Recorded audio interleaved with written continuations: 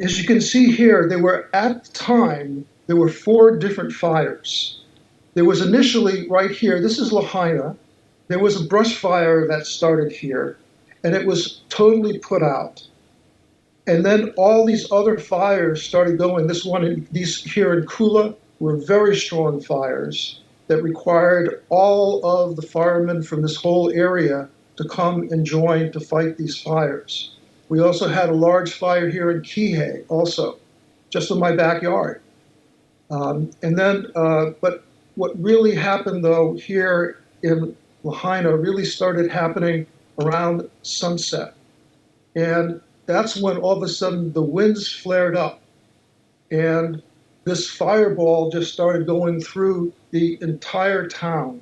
Fire Chief Brad Ventura's presentation to the commission shows us how the fire moved through Lahaina town.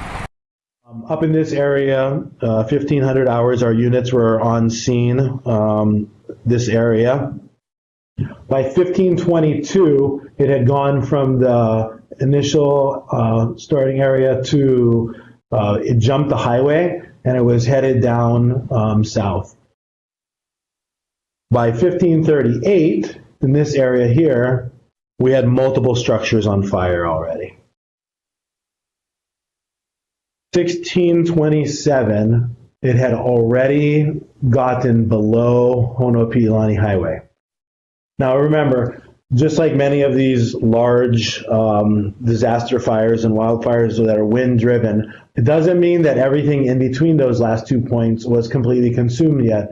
Fire was traveling, and the growth of the fire was caused by embers being driven from area to area. So by 1627, we had fire below the highway area here.